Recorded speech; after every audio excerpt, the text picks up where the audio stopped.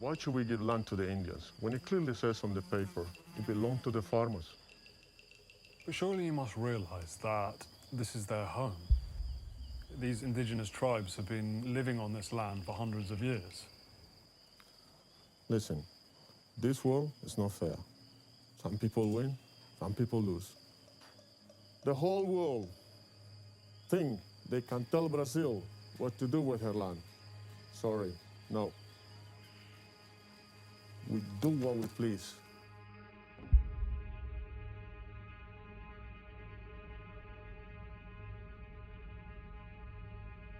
Our Earth. She is ever in flow and motion. A dynamic symphony of forces, all working together, breathing life into the four corners of the world.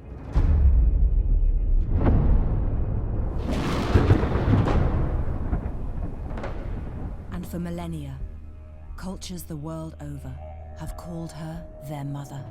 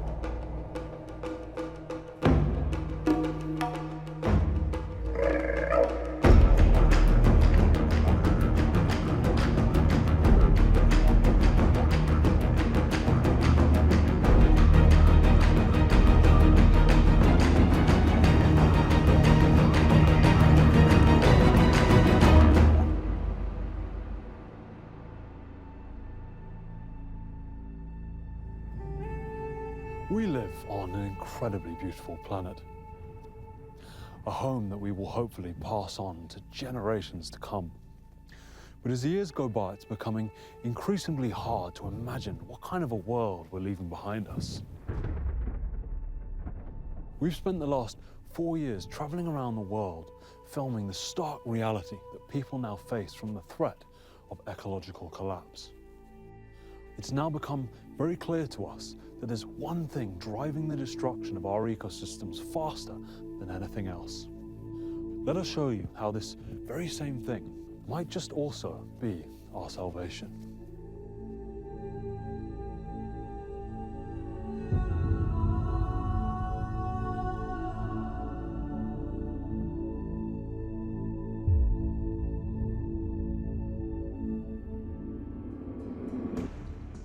Climate and environmental scientists warn that we are fast approaching the point of no return if we don't make a substantial course reversal. We see really serious catastrophic effects in the next few years, certainly in the next decade or two. The world will be completely different from the way it is now. Since 1900, we have seen a dramatic increase in worldwide weather-related disasters. There have now been 4 times more weather-related disasters in the last 50 years than in the previous 100.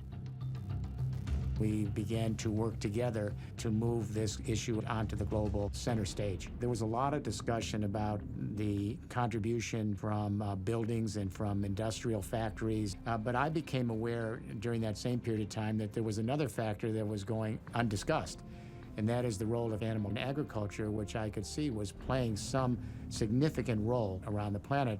But this was the elephant in the room no one wanted to talk about. Whatever environmental issue you want to look at, from species loss to water pollution to water use to climate change, animal agriculture is one of the top causes.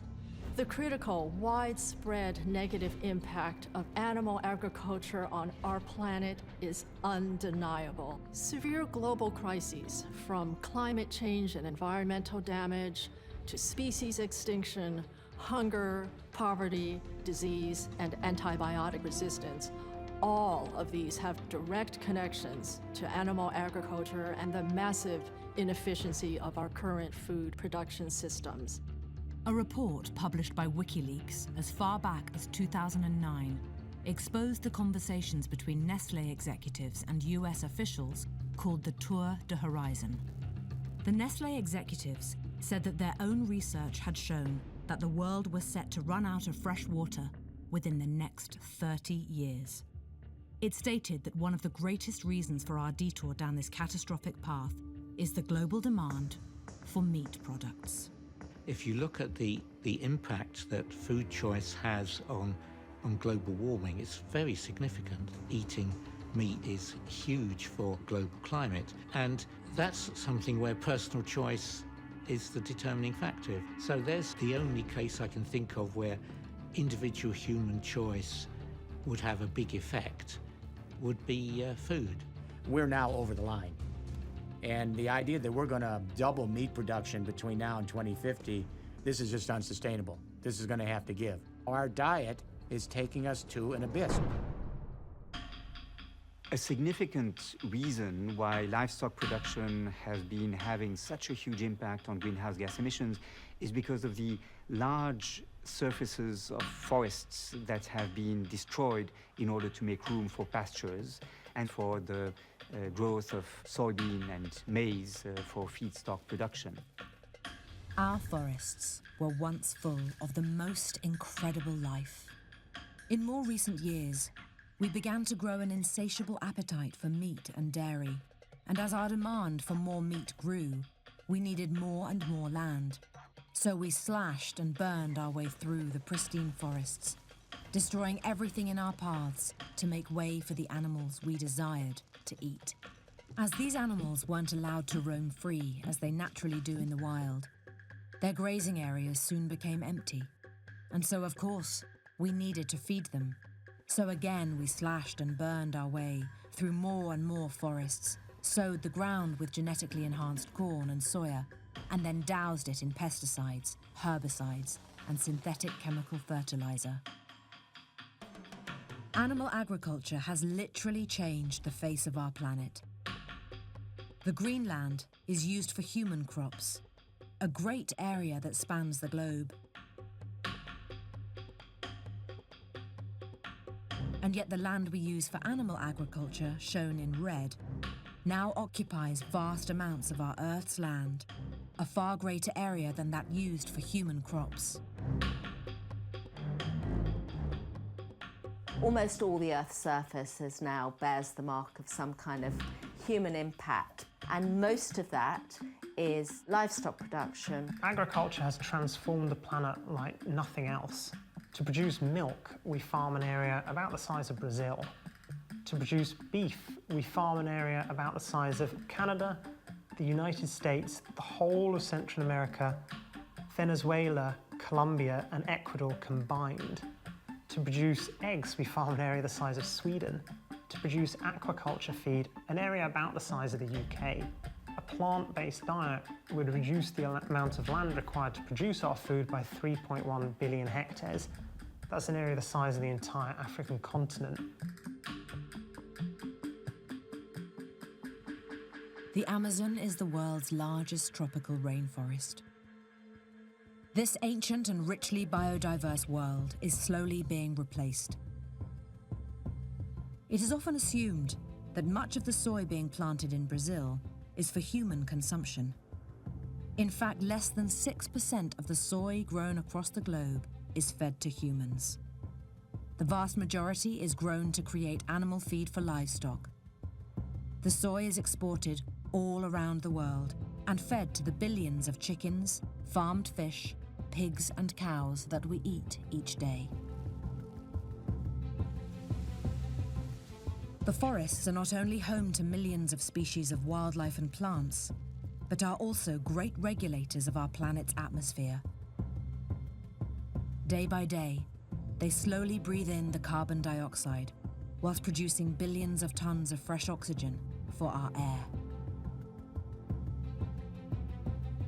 Each year, an estimated 18 million acres of forest are lost, which is roughly the size of the country of Panama. It is thought that about half of the Earth's mature tropical forests have now been destroyed. And some scientists have predicted that unless significant measures are taken, On a worldwide basis, by 2030, only 10% of the forests will remain.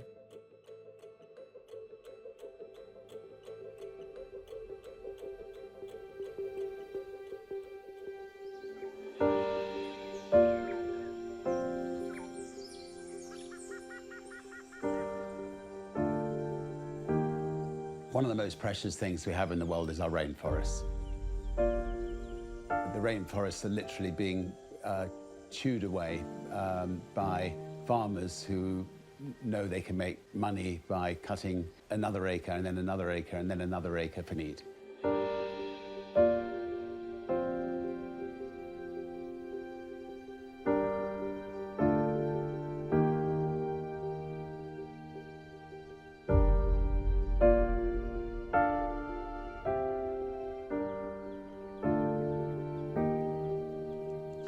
Aí nosso avô, naquele tempo, cacique, então já falou, olha, você vai sofrer muito, porque o branco, o ruralismo.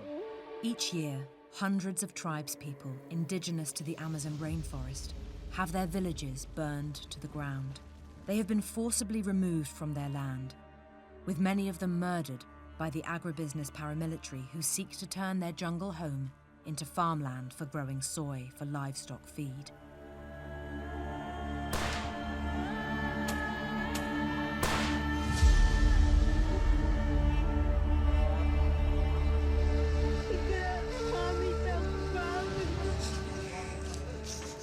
One of the worst affected tribes is the Guarani Kiowa in Mato Grosso do Sul.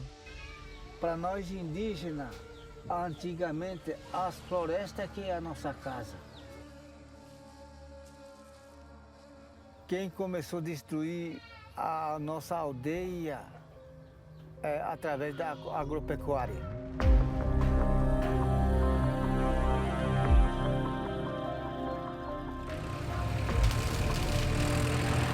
Então derrubaram as nossas matas, destruindo os animais, os rios. Eu estou falando, agora vai plantar soja, aí depois vai passar veneno, né? Tudo coisa. Vai passar um adubo também, vai cair tudo no rio. E nós revoltando nos terroir, para sustentar a nossa família. Né? So there was actually a report that came out in 2018, and they found that the world's top 5 livestock corporations now release more annual greenhouse gas emissions than ExxonMobil, Shell, and BP. It is crazy when you think about it, because the EU is spending £24 billion of taxpayers' money on livestock farming each year. And this is at a time when we are facing an ecological collapse and we drastically need to reduce greenhouse gas emissions. So it's no surprise that people are asking a lot of questions now about the fact that there seem to be some serious conflicts of interest going on here. There's some very heavy lobbying going on of government, and I think that happens throughout the world. And it's just a historic thing that needs to be, I think, rebalanced.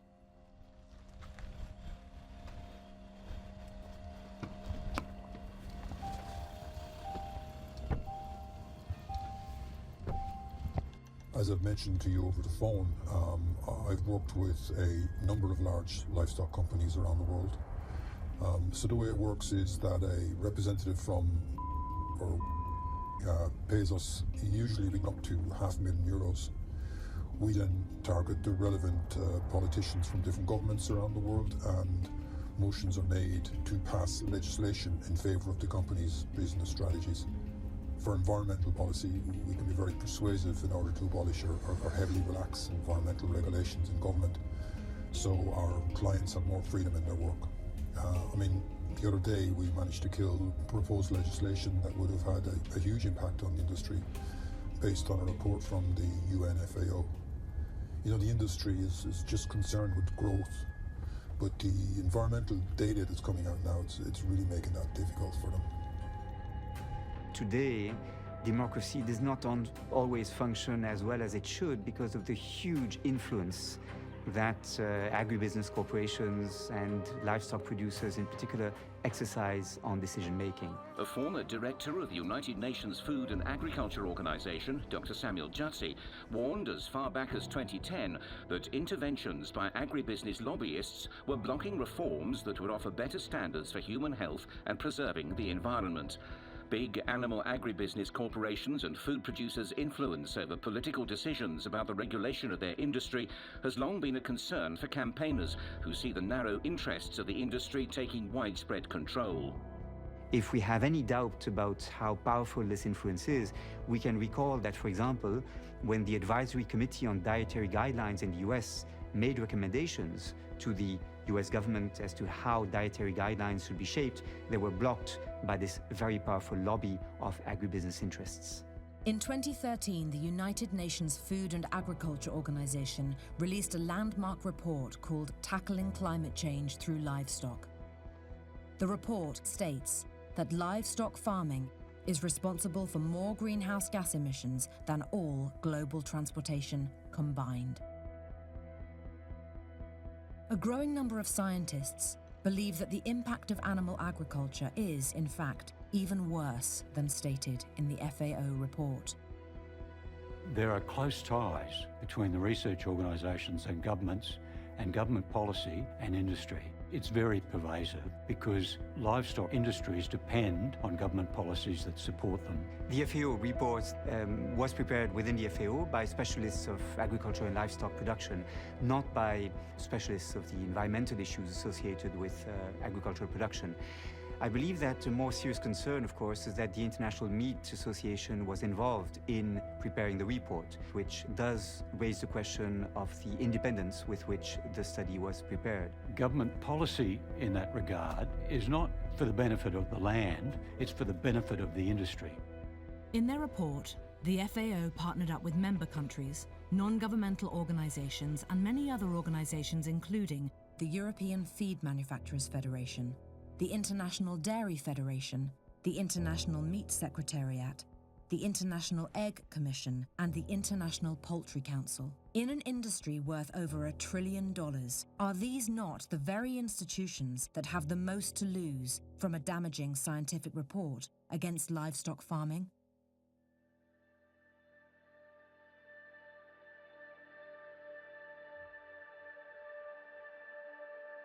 There are few people that know more about the ocean than Dr. Sylvia Earle.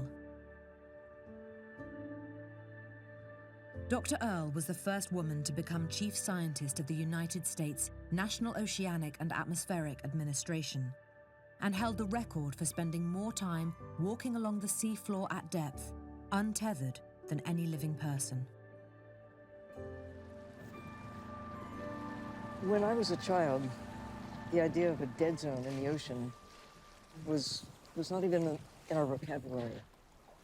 But in the 20th century, as agriculture began to greatly expand, the areas around the coast began to show signs of wear and tear.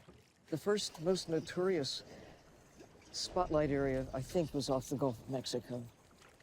And it has simply grown over the years, an annual phenomenon that is coincident with the application of massive amounts of fertilizer. The millions of square miles given over to growing feed for the animals we eat are heavily sprayed with nitrogen fertilizers. The nitrogen runs off the fields, working its way down rivers and eventually into our oceans. The nitrogen-rich water stimulates massive overgrowth of algae, resulting in algal blooms so large they can be seen from space. The algae starves the water of oxygen, leading to the death of the marine life around it. Since the demand for meat has grown, these low-oxygen dead zones have been steadily growing and growing.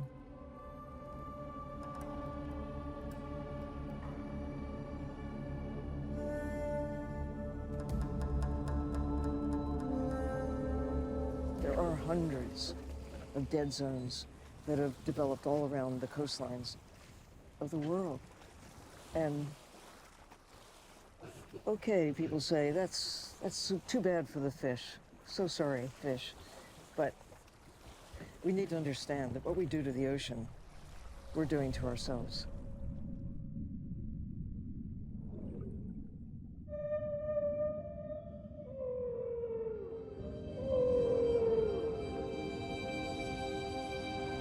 I want others to see, and to see for themselves. This is all we've got, this little blue miracle.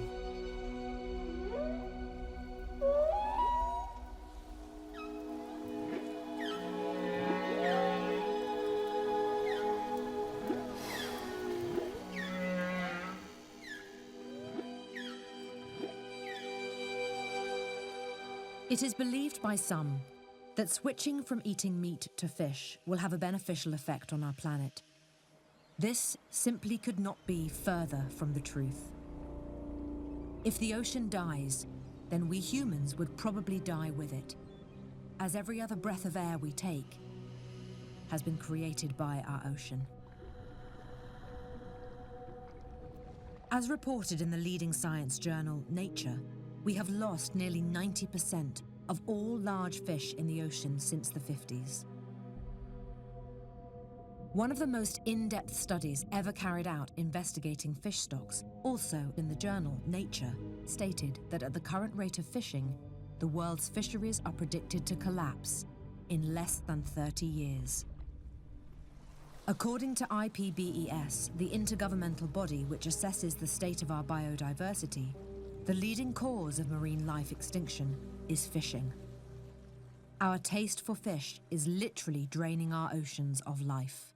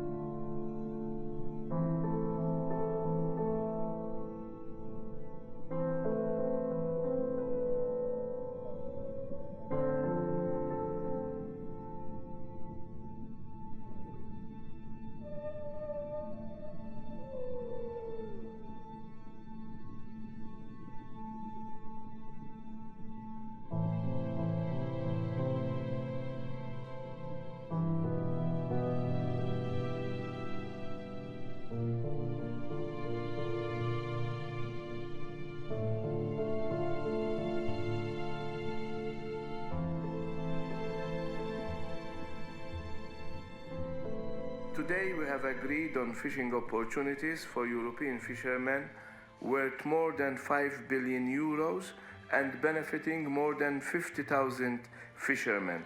The catches agreed today will continue to make the European fishing industry highly profitable also in 2019.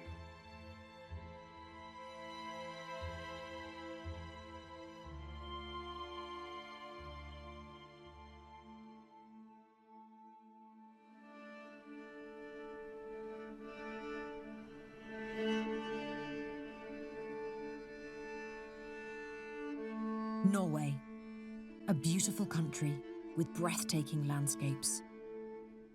It is also a place that harbors some darker secrets. Norway is one of the world's largest exporters of farmed fish, an industry that is worth billions of euros to the country's economy. As much of the wild ocean large fish populations collapsed to near extinction, fishermen are turning to aquaculture as a way of growing fish in a controlled environment.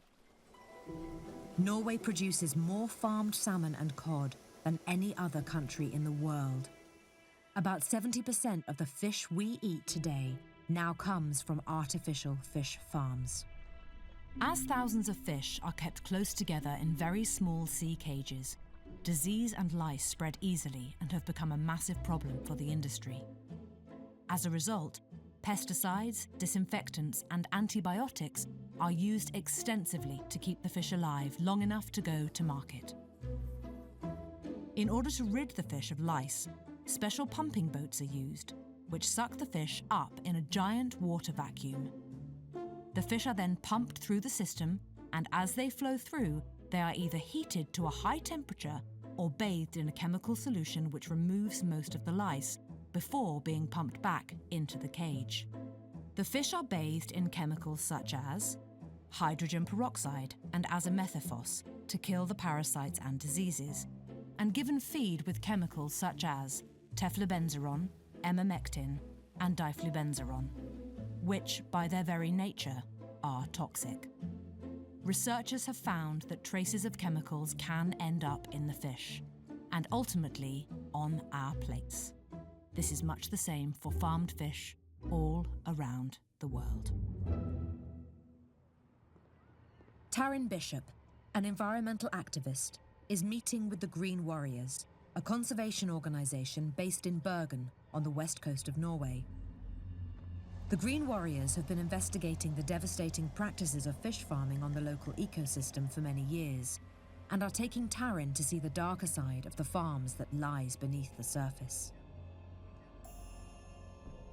A specially built submersible has enabled them to see the seabed below the cages.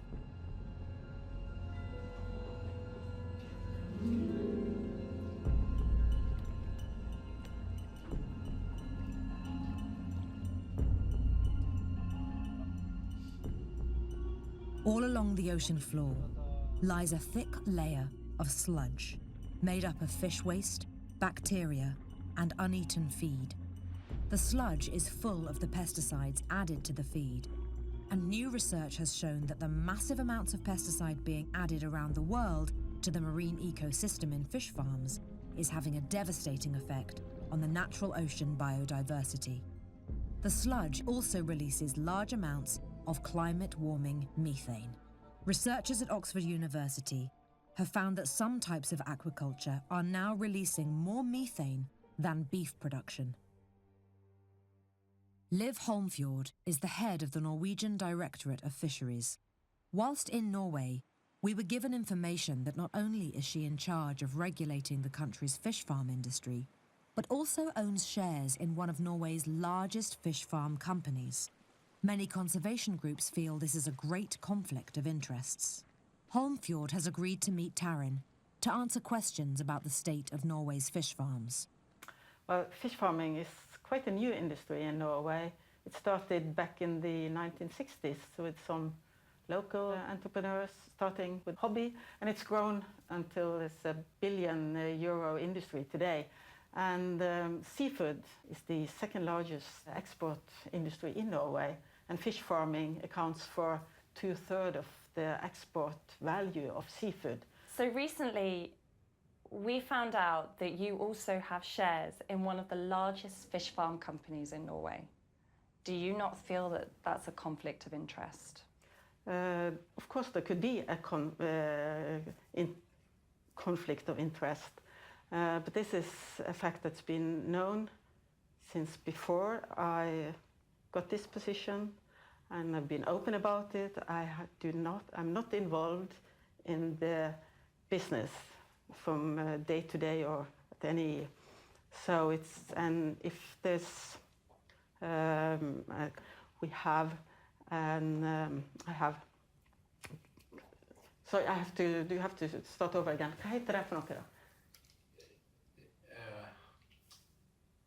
So all the decisions that I made will either be for the whole industry, not especially for this fish farm, or it's only an advice to the politicians, and the politicians are setting the limits and the actual regulations. So if there's an actual case handling regarding this company, then I will step aside.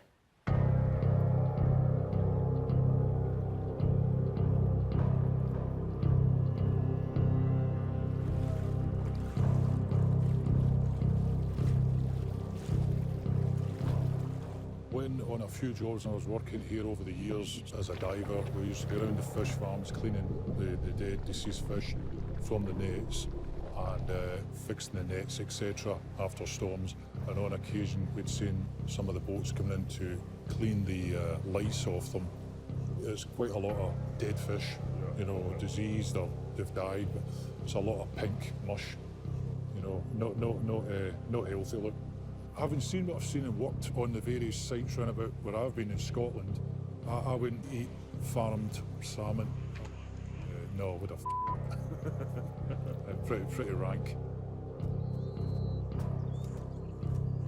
Salmon is marketed as healthy. It's also marketed in a very devious way, deceptive way, that they think it's a wild product. So it's a fake product, it's a fatty product, it's contaminated, it's marketed as healthy, but it's not. So salmon, if you see salmon, alarm bells should start ringing. It's pretty grim when you dive down to the bottom of the cages because, you know, we always see the bottom full of dead fish. And it's basically because many of these fish are so diseased, so parasite-ridden and laden with chemicals that they become sick and they live out their sad, short lives basically looking like zombies. You know, you don't see this when you go to the restaurant or the supermarket, but this is basically what a lot of the fish actually look like before it ends up on our plates. So tonight, Don wanted to show us how much of the farmed fish actually dies because of the very unnatural and unsanitary ways that they are kept. And they have rows of very large metal containers that they are constantly filling up with the dead fish. And I have to say that the smell as we get closer is actually pretty disgusting. So this is the sordid side of salmon farming in Scotland. This is the dirty secrets the industry don't want you to see. This is disease-ridden farmed salmon. It's 15 to 20% fat. That's where the contaminants, the cancer-causing contaminants, PCBs, dioxins, and the artificial colorings are. So this is something to be avoided at all costs. This is the salmon farm just here. We got freedom information, data from the Scottish Environment Protection Agency showing the use of over 50 tons of formaldehyde, not just at this site but other sites across Scotland. Is formaldehyde may cause cancer, suspected of causing genetic defects, toxic if swallowed, may cause respiratory irritation, causes damage to organs. Do not breathe.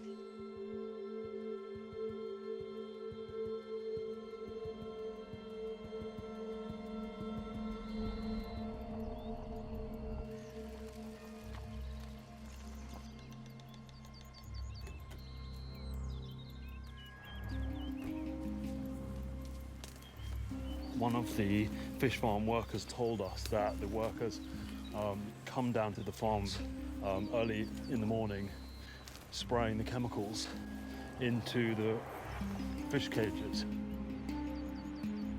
So they're obviously spraying something down there in the water. The guy who gave us the tip-off said that toxic chemicals are widely used across Scotland, including formaldehyde and also hydrogen peroxide. And these are supposed to treat the diseases and lice problems which are both rampant across the fish farms. You know, these are not chemicals that you want in your body. Whatever he's spraying must be pretty powerful if he needs to wear a full protective chemical suit and a face mask.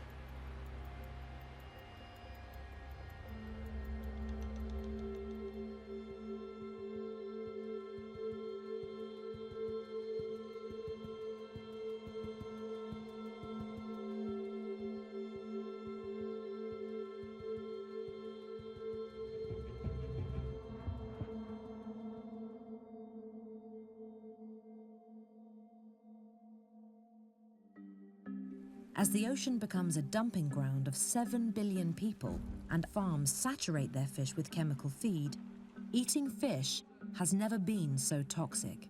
You know, our oceans have become humanity's sewers. Everything eventually flows into the sea. So if you had a, time machine that could go back before the Industrial Revolution, it's a different story. But now, the highest levels of many of these persistent organic pollutants, we're talking about, DDT and PCBs and dioxins, the highest levels in our food supply are found in the aquatic food chain. fish are not the safest choice anymore. So Tony, it's great to see you. Great to see you as well. Thanks for coming. Not at all. Thank you. A pleasure being here. So I wanted to ask you if you could share with us what exactly it was you began to feel when you realized something was going wrong. I was exhausted more than usual. And then I was losing short-term memory, and that scared the hell out of me. And then I tore my rotator cuffs in a really intense snowboarding accident. And the doctor said, "Do you want to do your metals test?" And I said, "I got my amalgams out 25 years ago." He goes, "There's so many metals in the environment, you should do it." So I did. I get a phone call a week later, and I said to my assistant, "Just have him send the report." And he said, "No, it's an emergency. He has to speak to you." And I was like, "No one wants to hear that." And so I called him up, and he said, "Tony, I showed your blood tests. You have extreme mercury poisoning. On a 0 to 5 scale, which is what we measure, 5 being toxic, you're 123. The doctor said, how long has this man been in the hospital? And I just got off stage. So I said, I can't understand this. So I went out, and they thought, maybe someone was trying to poison me because the number was so high. And I was very disciplined. I was a vegan for 12 years, and then I just went salad, fish. And they brought the medical group out here, and they looked at it, and I found this man named Dr. Shade, who's the only guy who has an ideation process where you can see where the mercury came from, and it was fish. It's been 3 years, and I had some severe moments. It burned a hole in my esophagus, and I literally collapsed. I lost a third of my blood supply. I could have died. I lost half my hemoglobin. People begin to lose their hair, their memory. They lose their memories, as you were doing, as you noticed. But they can also have headaches. They can complain of fatigue. They can also have depression. What we're seeing now is with the toxic environmental exposure, and especially with the mercury, methyl mercury in fish, is that everyone has got to be careful because the levels are going up. Udo, tell me, because your specialty is in this, how do you get the fish oils that we all need for the brain and for the body if we can't have fish? What do you suggest? Well, we used to get them from fish oils. Yes. But we can actually get them from vegetables. Flax is the richest source of omega-3 that everybody thinks should come from fish oil. If you get enough of that as starting material, your body will make what the fish oils make, and it'll be clean. Many people take fish oils or have fish for the long-chain omega-3 fatty acids. And you have to ask yourself the question, well, where do the fish get them from? And it turns out they get them from the algae in the ocean. They get them from plant food. So if you want the purest form of the long-chain, ready-made omega-3 fatty acids, the best way of doing that is simply to take an algae supplement, because then you've got the purest form of it and you don't have the extra risks of having the toxins and the heavy metals and the saturated fat and the cholesterol that you would get from eating a fish. A peer-reviewed study from researchers at Scripps Institution of Oceanography at UC San Diego undertook one of the largest studies of fish pollutants in the world. The scientists found toxic contaminants in fish right across the planet's oceans. Nobody would go to the nearest body of water and put in like a cup and drink the water. You're basically getting the concentrated toxins if we're eating fish. Our oceans have also become filled with plastic. As the oceans are so large, it is a challenge for any scientist to accurately understand where most of this plastic is coming from. The Great Pacific Garbage Patch, covering an area of about 1.6 million square kilometers, may provide a unique opportunity to better understand the growing problem of microplastics in the sea.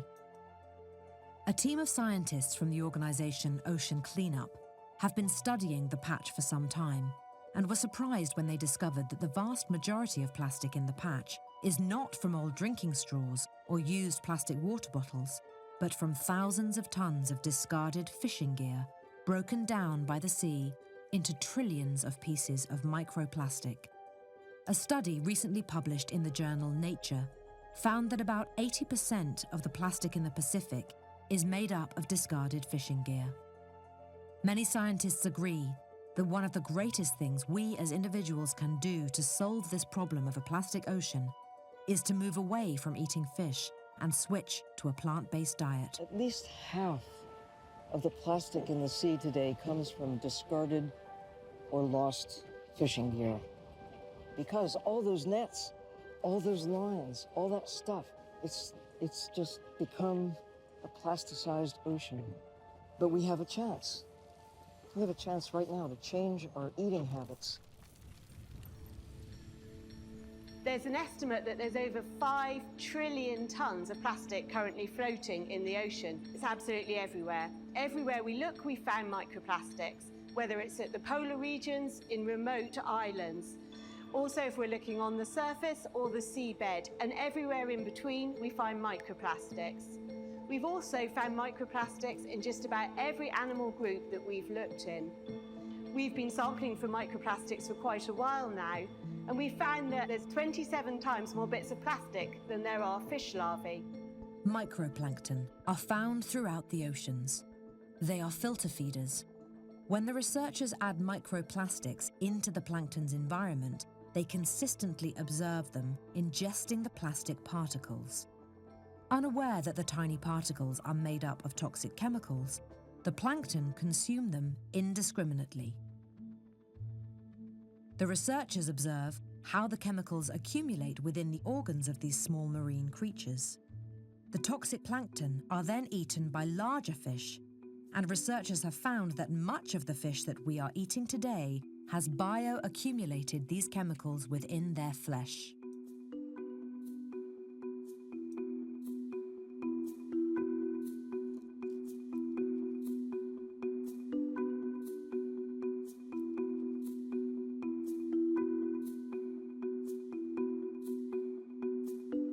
A study by the University of Plymouth found that over a third of all the fish tested contained microplastics. As we eat these contaminated fish, we ingest the same toxic chemicals into our bodies, and recent research suggests similar toxic accumulation in humans.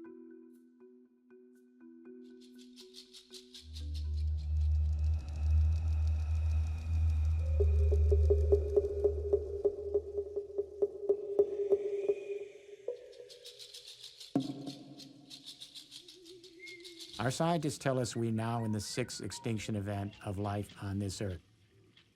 It doesn't even make the headlines. No one even knows about it. Saya semua walaupun ni mati kana, hati mereka ni mati kana. Nani ke? Yo alo siapa ni? Sia hanya temen kati sebenarnya.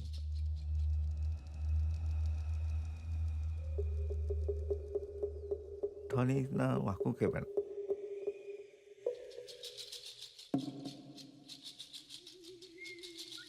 Thera ate nekuni. Saya tidak di saya metani. Saya nunu ada yang nunu ni. Saya potolnya nunu. Thera ati mereka. Ayo romera. Thera na pekas na henikan haka. Ate di tali haba.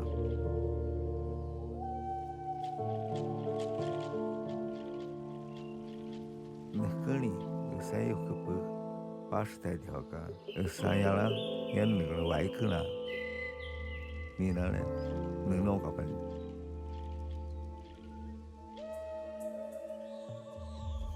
Tahu apa ni ti? Thera ati mereka. Nyalo balik apa? Naik ke ni kira. Thera ni kalau le, nyasa dia ni.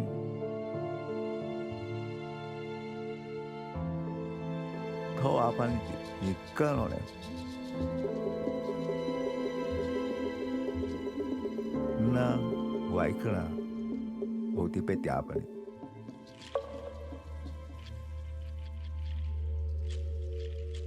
We've had 5 mass extinction events on this planet in 450 million years. Let me be clear on this. The last time we had an extinction event of this magnitude was 65 million years ago. It's incredibly sad to realize just how many species, both in the oceans and on land, that we're losing at the moment. And it's up to all of us to make sure that this doesn't happen in the future. Today, over 26,000 species are currently threatened with extinction, and the most important driver of that is our use of land for agriculture. Over time, livestock have been a major driver of biodiversity loss. Some have predicted that by 2045, the species loss will be so great that we won't recover. The Earth will suffer ecological collapse. And the biggest thing you and I can do is change our diet. Some scientists have begun to call this current crisis a biological annihilation. According to the journal Science of the Total Environment from Florida International University, livestock farming is the leading cause of biodiversity loss. According to a study published in the journal Science, if the entire world were to switch to an exclusively plant-based diet, we would free up over 75% of the world's arable land, and many of the forests previously cut down for livestock farming could be restored. There are now many great initiatives around the world doing just that. Ecosia, an online search engine similar to Google, is one such initiative that uses the revenue made from advertising to pay local communities to replant trees. One of Ecosia's main foresters is Mauricio, who has been working hard to replant the rainforest in Brazil. Plantei minha primeira árvore, eu tinha 5 anos de idade. Eu nem imaginava que 20 anos depois, esse esforço tão pequeno teria virado uma das iniciativas que mais plantou árvores na história do Brasil. Foram mais de 2,5 milhões de árvores, 2.000 hectares plantados, muitas áreas preservadas pela ação de combate a incêndios florestais.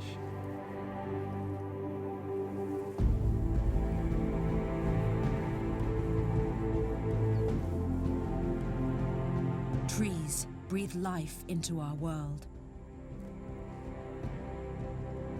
When we plant a tree, we sow the very seeds of our future on this planet.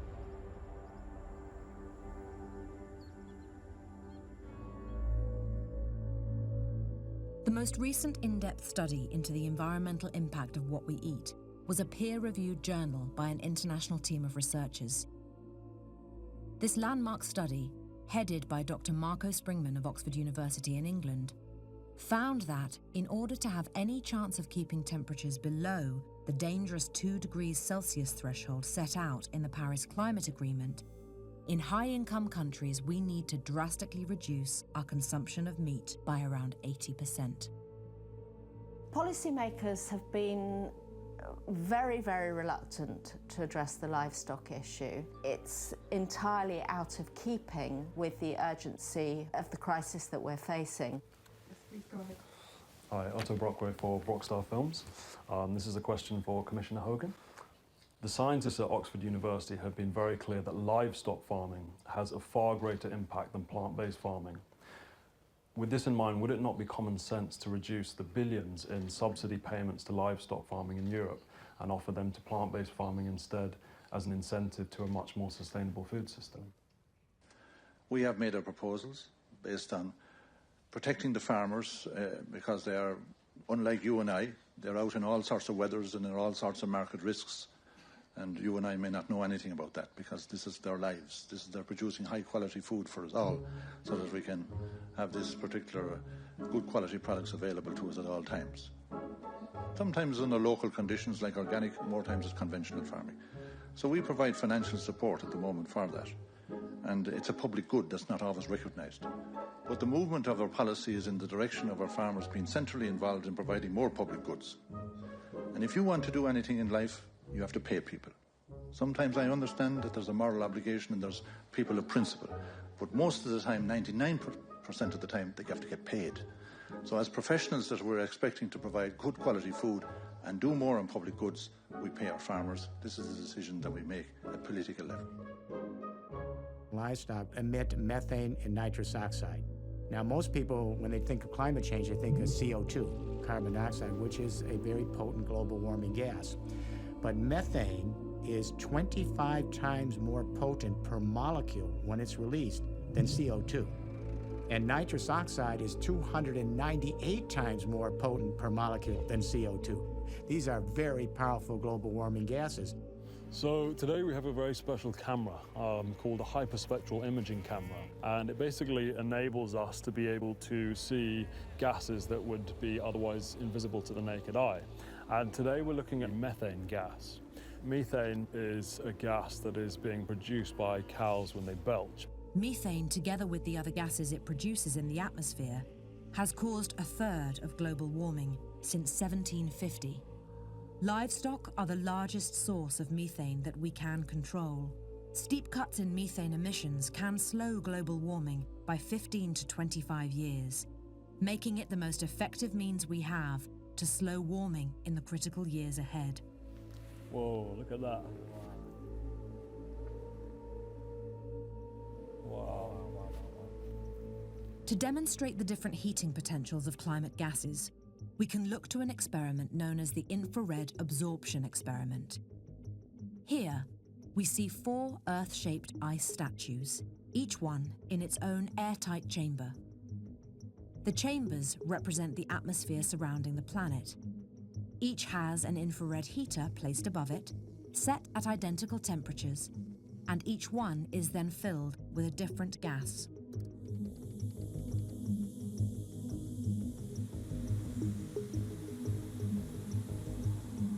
The first chamber is filled with normal air that we breathe from day to day. The second chamber is filled with carbon dioxide, a well-known climate-warming gas. The third chamber is filled with methane, a gas associated with animal agriculture, and the fourth chamber is filled with nitrous oxide, also a gas associated with animal agriculture. Over time, we begin to see the ice statue in the carbon dioxide chamber slightly melting compared with the normal air. But in the same short time, the statues in the methane and nitrous oxide chambers begin to melt rapidly as the temperature inside rises considerably higher than both the normal air and also the carbon dioxide. 16 hours later, the results are stark. We can clearly see that the methane and nitrous oxide, the 2 main gas byproducts of animal agriculture, are potent climate-warming gases.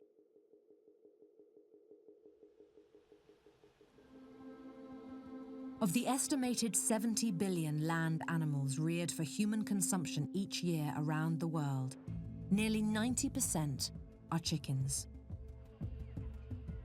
An emerging problem is that chicken consumption is now on the rise. Whilst chicken has a lower environmental impact than red meat, over 90% of chicken globally is now intensively farmed, and this is having devastating effects on our planet.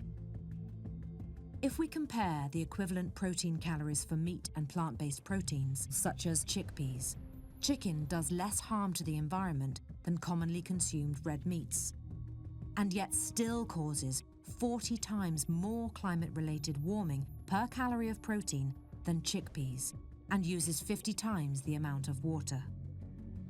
We know that if we would shift from ruminant meats to other meats, then we probably would reduce our footprint just from that particular product by about a factor of 10, which is quite a bit. But if you compare that with how much you would reduce your footprint if you went to plant-based products, that is about a factor of 100. And that's the reason why shifting towards more plant-based diets has such a big impact, because we're really talking about different scales here. Organic meat has been claimed to have less environmental and climate impact.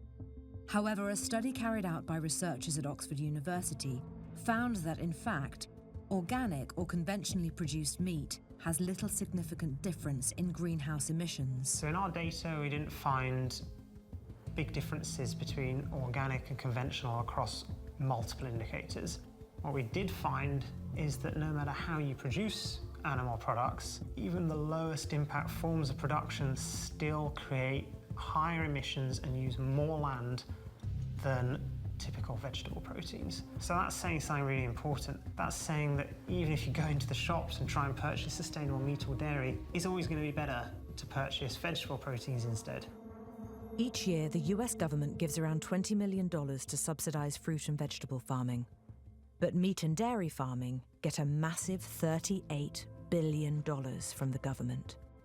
It is now estimated that the annual cost to the US taxpayer of diseases related to meat and dairy consumption are now around $314 billion.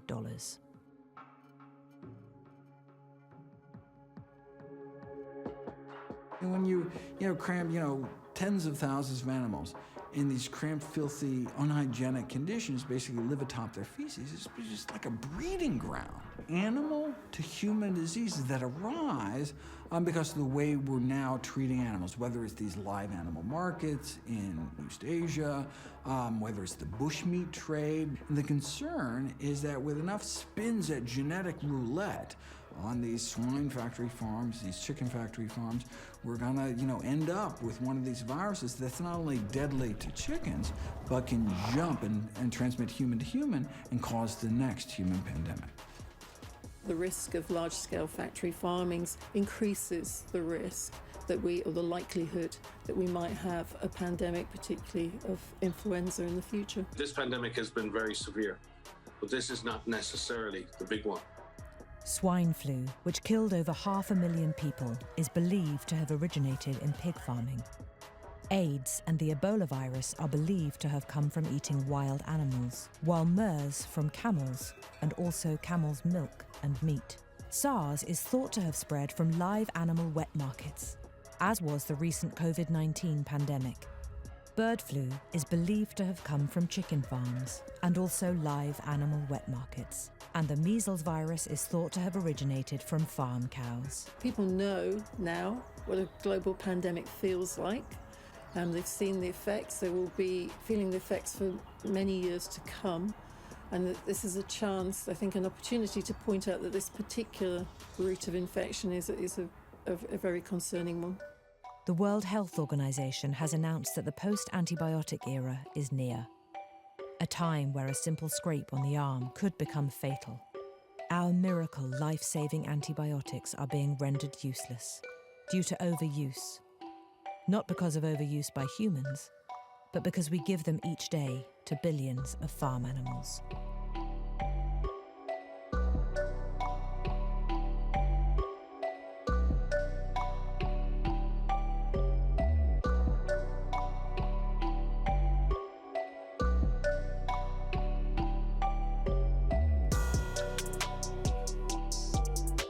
So having been a butcher for 6 years, one thing I know is that if people knew what happened in the production of their food, they wouldn't eat meat.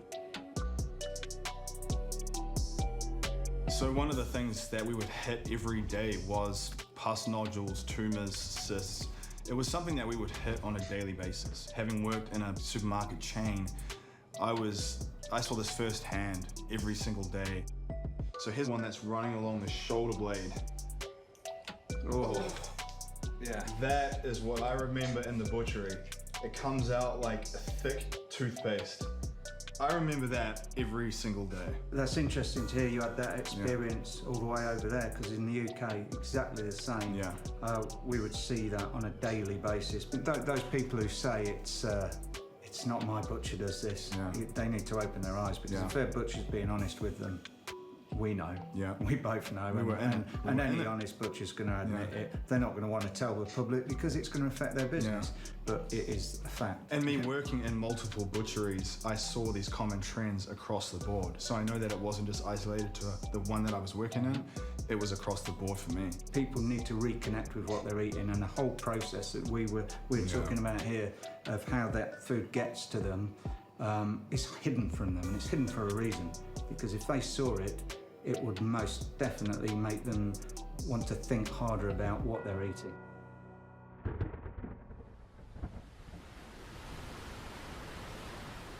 As our oceans and atmosphere begin to warm, the water cycles of the planet are beginning to change. Climate change changes the water cycles of the planet. The heat that's being generated is forcing the precipitation into the clouds, so we're getting more concentrated precipitation in our clouds and more dramatic, extreme, and unpredictable water events all over the world.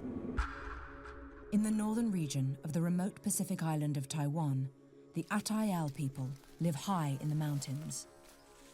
Taiwan is no stranger to extreme weather, but in recent years, the strength and frequency of the typhoons have increased. This has had a devastating effect on the Atayal people and their way of life.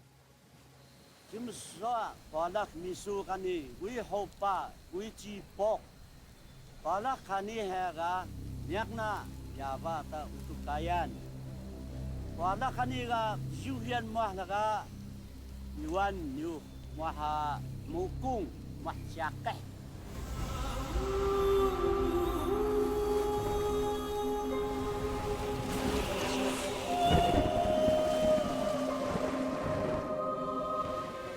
Joro laki ku cipok na toki ga yaba utukai meniak nak syaga joro bela meniak nek. Ini pejuh meniak na wi.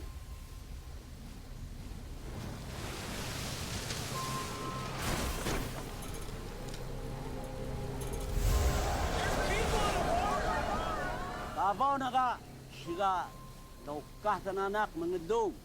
Naga ta nyan yakah na orasyo. Yakah lungan dalah, lungun dalah nyan mahsyakah.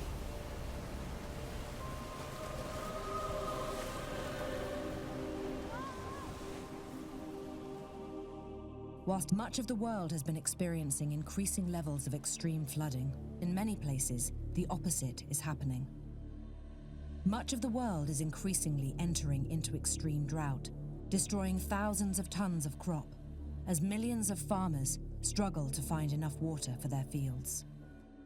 I'm definitely worried about the future of our farm. I think we're seeing, many more swings in climate than we've seen in the past. But we want to use all the land that we have to grow food, but we haven't been able to just because of the shortages of water. It'll have an impact on food supply and prices and availability. And so estimates now are between 500,000 to over 1 million acres of farmland that'll come out of production in California.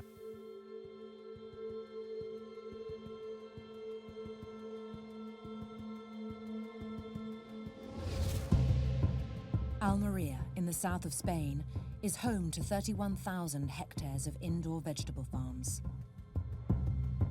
Almeria produces half of Europe's fresh fruit and vegetables, an essential component in the supply of the continent's food system.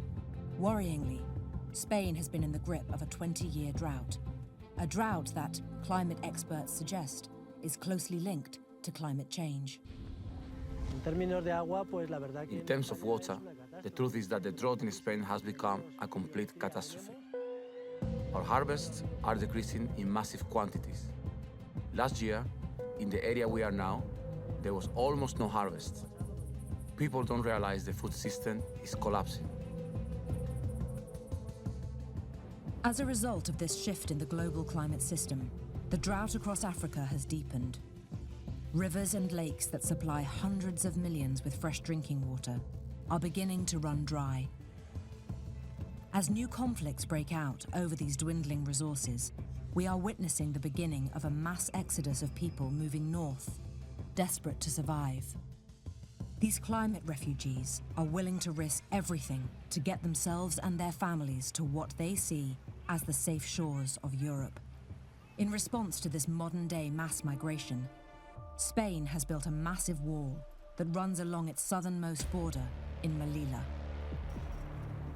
Thousands of refugees are beginning to swarm the border fences, overwhelming the Spanish police.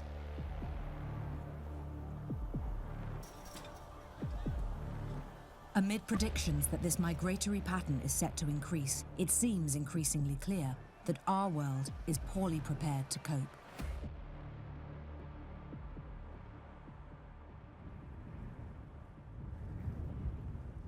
Osbal, Andral, Osqueherbit, Mochelpur.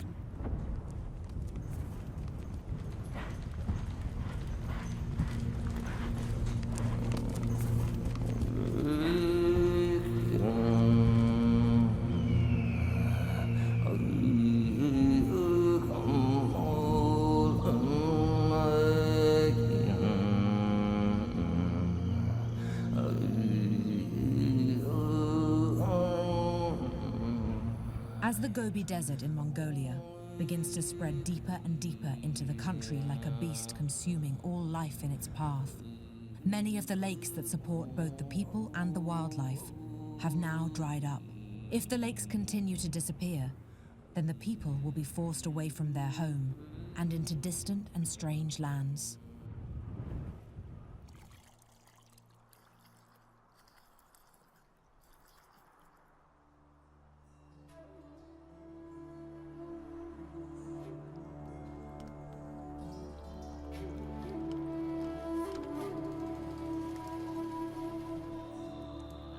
бусдыг шихэн сайхан байсан цаг саяхан санагдах. Өгшчүүл хангаа дэлхийн нэг л өөр болоод байна гэцгээж байна. Монголчууд байгаль дэлхийдээ дасан зогцож амьдэрсаар ирсэн. Гэхдээ байгаль орчин арай л дэндүү огцом хувьсаж байна уу та гэж. Энэ дэлхий дээр ам өрсөж үлдэхийн тулд их л төвчээртэй хатуужилтай байх хэрэгтэй болох нь дээ.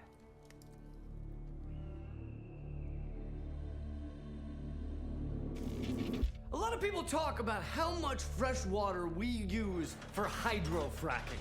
700 billion gallons globally is wasted on fracking. So 700 billion gallons. Sounds like a lot, but animal agriculture, the production of animals that we use for meat around the globe, uses 70 trillion gallons of fresh water a year. Hundreds of thousands of times as much as fracking. And we give the cows and the chickens the good stuff, right? They don't get the Flint, Michigan, lead-tainted condoms floating in it water. They get the top shelf stuff because we don't want to screw up our sausage links. And I know what some of you are thinking right now. You're thinking, oh, here's the part. I'm a vegetarian and pigs are people too, meh.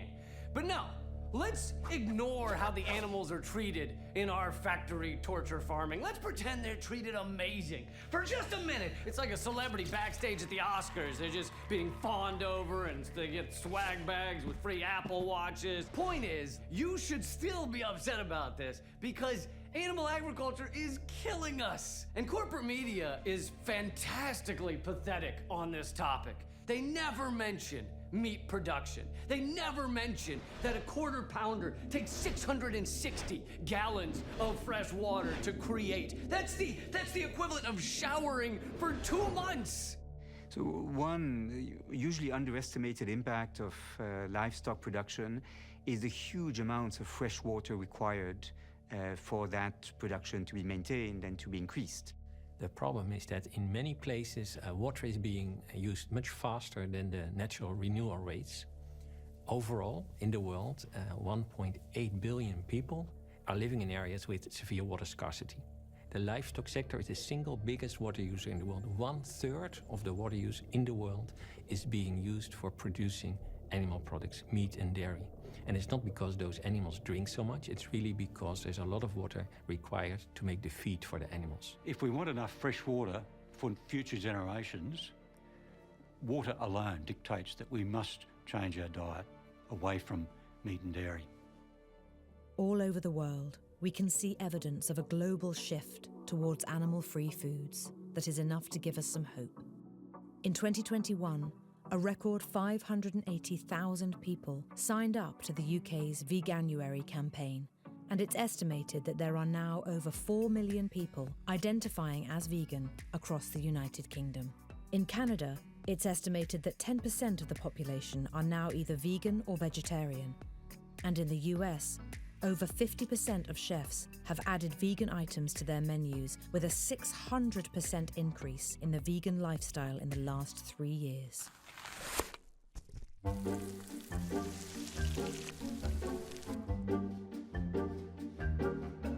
A few years ago, it was quite a challenge to get hold of good vegan food, but today we're pretty much spoilt for choice and there are vegan options everywhere. What do you think?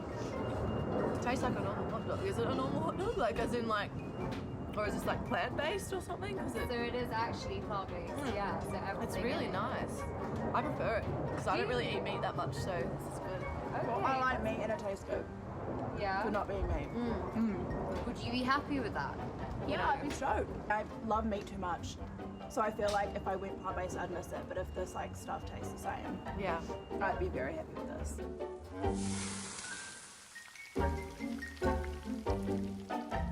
Nice messy fingers. It is, yeah. That's a good burger. Thank you. Would it interest you to know that that's completely plant-based? And I wouldn't know. So that I would definitely, wow, that's a winner. Yeah, I'm amazed. If burgers always tasted like that, would you be happy to just not eat a beef burger Yeah, again? no, I got a good veg joke, yeah. Yeah?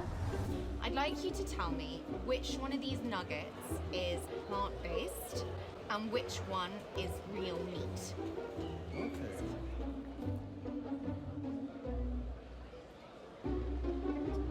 hard to say which one is. They taste exactly the same, honestly. These are not the chicken. No. That's interesting. Which one of this is animal meat, and which one of this is plant-based? Meat or not meat? You're not sure. You're not sure. You're not, yeah, I'm not sure. Meat. You? Yes. Are wrong. Okay. Okay. But you think the second one was chicken? Yeah. The second one was actually plant-based. No way. Yeah, and the first one was chicken. Yeah. Okay, I didn't. No, I couldn't have guessed that. I definitely thought the first one. Yeah, definitely. It seems that changing what we eat to a more sustainable diet can also coincidentally be very beneficial to our health. There is a growing understanding that we can actually prevent, and in many cases even reverse, some of our most common diseases, all through a shift towards a whole food vegan diet. Humans can survive on many different kinds of diet, but many decades of research has now shown us that the best way of not just surviving, but truly thriving is on a whole food plant-based diet. A human can be healthy on a plant-based diet without any animal products. The major dietetic associations around the world, including the British Dietetic Association, have produced statements to say exactly that a diet made up of whole plant foods is healthy for humans all stages of their life. And not only can they be healthy, but they can restore or reclaim their health adopting a plant-based diet.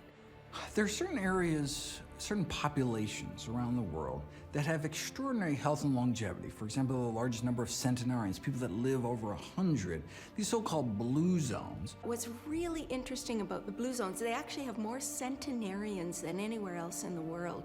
And a centenarian is someone that lives at least 100 years. But what's really interesting about the blue zones is when people reach these advanced ages, they are still productive. So the blue zones have taught us a lot. And the bottom line is we really want to try to emulate what the people of the blue zones are doing. The 5 regions known as the Blue Zones are Okinawa in Japan, Sardinia in Italy, Ikaria in Greece, Nicoya in Costa Rica, and Loma Linda in California. So the question is, well, what do they all have in common? They have a predominantly plant-based diet. They have a diet rich in fruits and vegetables, whole grains, beans, soy, lentils, chickpeas. They have a diet rich in all these nutrients, and that's one thing that they have in common. So the EPIC study is the European Prospective Investigation into Cancer and Nutrition. It followed over 500,000 individuals from 10 European countries for more than 15 years. Those in the EPIC study that were eating predominantly plant-based or eating high levels of fruits and vegetables lived longer, had lower incidence of cancer and heart disease. About 2,500 of the individuals in the EPIC Oxford only ate plant food, so they were vegan. And even though they weren't the most healthy vegans or healthy plant eaters, you could show that these plant eaters were healthier. They had a lower incidence of heart disease, diabetes, and cancer. From everything we have discovered on this journey, it seems that moving away from animal foods to plant-based foods instead can not only give us a whole host of amazing health benefits, but also gives us a chance to be able to leave a sustainable planet for future generations to come. Perhaps the single most meaningful change that we can make as individuals is ultimately deciding what ends up each day on our plates. We are running out of time. The world community must acknowledge that animal agriculture is the most destructive industry on our planet. We can't wait for government policies and other organizations to create a better life for ourselves. We need to stand up now and make our voices heard. Globally, for the typical consumer, avoiding meat and dairy is probably the single biggest way to reduce your impact on Earth. Without addressing what we eat, we simply won't make it. This is a #1 priority. This is a next step in taking responsibility for our communities, our planet, our biosphere, our fellow species. People say, what can I do as an individual? It feels overwhelming. Well, you can make individual choices. We all can. Our individual choices affect the collective choices. When you hear about airplanes and cars, and we're still going to use those things. But the choices we make in our diet, this agricultural business where we use animals as the primary source of protein, the one thing I think we can all do is, and individuals, is make our own individual choices, how we're going to live, how we're going to eat. Plant-based diet makes all the difference in the world. Just make some choices that are good for you, and being good for you will be good for the planet. This planet is our home. And it is up to us what happens now.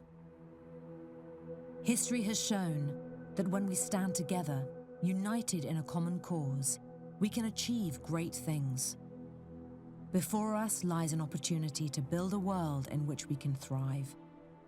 But the clock is ticking, and time is running out.